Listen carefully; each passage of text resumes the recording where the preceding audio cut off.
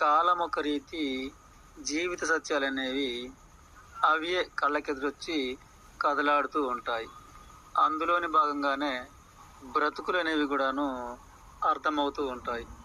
అలాగే నా బ్రతుకు విషయానికొస్తే కూడాను నేను పుట్టిన నుండి నేటి వరకు ఎలా బ్రతికాను, ఎవరు బ్రతికించారు అనే నిజం ప్రస్తుతం ఎదురైంది.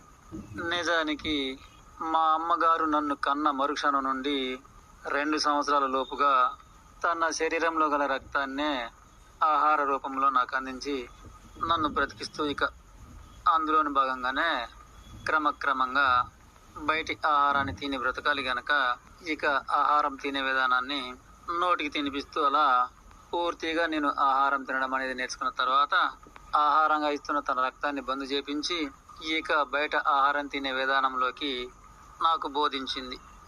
అలా నా తండ్రి గారు తన కుటుంబం కోసం ఆహారాన్ని సంపాదించి అమ్మకు అందించితే అమ్మగారు అందరిలోని భాగంగానే నాకు కూడా అందించేది. అలా నాకు 9 సంవత్సరాలు దాటేదాకా నా తండ్రి గారు నాకు అందరితో పాటు ఆహారం అందించారు. ఆహారం అనేది మానవుని ఆధీనంలోకి ఎలా వస్తుంది అనే విషయాన్ని తెలుసుకోగలుగుతున్నాను. భూతల్లి పండించే వృక్షజాతి ద్వారా, అలాగే వ్యవసాయం ద్వారా, అలాగే ఎన్నెన్నో వృత్తి పనుల ద్వారా, అలాగే ఒకరికి చాకిరీలు చేయడం ద్వారా ఈ విధంగా ఆహారం అనేది మానవ జాతికి అందుతుంది అనే విషయాన్ని కనుగొన్నాను. నేను కూడాను వ్యవసాయ పనుల మార్గాన మొక్కజొన్న కంకులు, పెసలు, దోసకాయలు, జీన్నకాయలు, తునిక్కాయలు, తోటి పెద్దలతో చిన్నలతో ఇటువంటిది సంపాదించే వాటిను నేర్చుకోగలిగాను.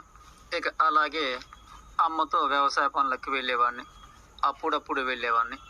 ఆ విధంగా ఆహార పదార్థాలు కొన్ని తెచ్చేవాడిని. ఆ విధంగా నా బ్రతుకు కొరకు నా కడుపుకై అంత కాకపోయినా కొంతైనా సరే సమకూర్చుకోవడం అనేది నేర్చుకున్నాను. అలాగే నాన్నతో కూడా కొన్ని పనులు చేయగలిగేవాడిని.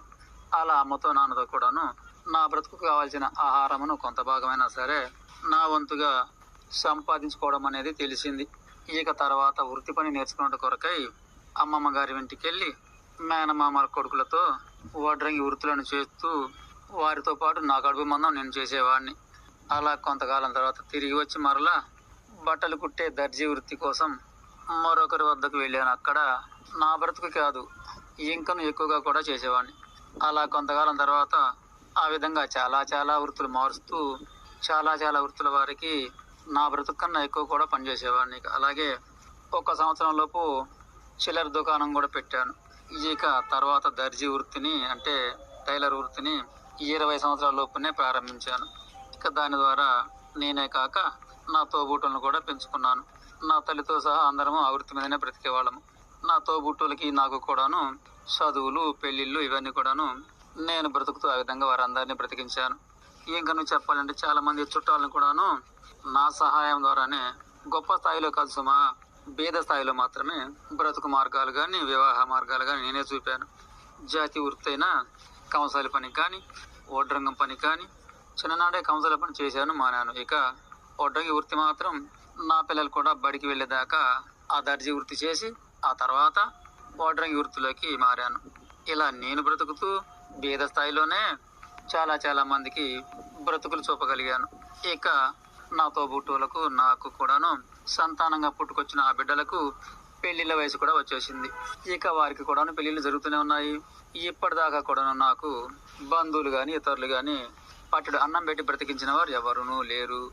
అలాగే నా బిడ్డలకు కూడాను వివాహాలు జరుగుతున్నాయి. ఈ విశ్వ విచిత్ర మాయ సృష్టిలో నా పెద్ద కొడుకుని 29 సంవత్సరాలు చదువుకున్నాను. వాడు గుండె జబ్బుతో పుట్టాడు కనుక తనకు ప్రభుత్వం అనేది ఒక 10 సంవత్సరాల లోపు వికలాంగుల పెన్షన్గా నెలకింత సహాయం అనేది లభించేది. ఆ విధంగా నాకు కొడుకుగా పుట్టుకొచ్చిన వాడు ప్రభుత్వం తనకు అందించిన ఆ పెన్షన్ డబ్బులను జన్మనిచ్చిన తండ్రి రుణంగా అందులోని భాగంగానే నాకు కొంత తన యొక్క పెన్షన్ సొమ్మును కలుపుకొని తినేవాళ్ళము. నా కుటుంబానికి నేనే పెద్ద గనుక నా తర్వాత పుట్టిన ముగ్గురు కూడాను ఎవరి సొమ్ము కూడా పైసా కూడా నాకు ఆహారంగా నా కడుపులోకి చేరలేదు. ప్రస్తుతం ఈ మధ్య నాకు 2 మగవాళ్ళు 2 ఆడవాళ్ళ సంతానం అయితే నా బిడ్డకు ఒక ఆమెకు వివాహం అయింది. తర్వాత నా పెద్ద కొడుకు తిరిగి ఈ సృష్టిలో కలిసిపోయాడు. ఆ తర్వాత నా 2వ కొడుకుకి వివాహం జరిగింది. 2 మగవాళ్ళ తర్వాత 2 ఆడవాళ్ళు నాకు. 4వ సంతానమైన ఆఖరి బిడ్డకు ప్రస్తుతం క్రీస్తు శకము 2024 వరకు నాకు పట్టడన్నం పెట్టి నన్ను బ్రతికించిన వారు ఎవరూ లేరు. ఇక నా చిన్న బిడ్డ 20 సంవత్సరాల లోపు ఉంది. ఆమె వివాహమే ఇక మిగిలిపోయింది. ఇక నాకు 60 సంవత్సరాలు పైబడుతున్నాయి. ఇక ముందు నేనే బ్రతకాలా, నువ్వు సాగుతావా అని నిన్ను అడుగుతున్నాను. విచిత్ర విశ్వంలో విధి విధానం ఎలా ఉందో అలాగే సాగించు. లక్షలు కోట్లు మెడలు మెద్దలైతే లేవు. అయినా నేటి వరకు నేనే ఎన్నెన్నో మార్గాలుగా నువ్వు చెబుతుంటే నేను లోకానికి సాయం చేశాను. వివాహ సంబంధాలే కావచ్చు, ఆపదలు అనారోగ్యాలే కావచ్చు, బ్రతుకు మార్గాలను బోధించడమే కావచ్చు, నా నుండి వేరే వాళ్ళకు సాయం చేపించావు. అందుకే చాలా చాలా సంతోషం. ఎవరి నుండి కూడా నేటి వరకు పడే ఆహారం అనేది లభించలేదు. చాలా సంతోషము.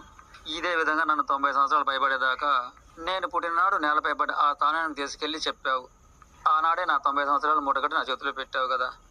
నా బ్రతుకు కొరకు నాకు కావాల్సిన ఆహారంను నా చేతికి అందించు. సరే,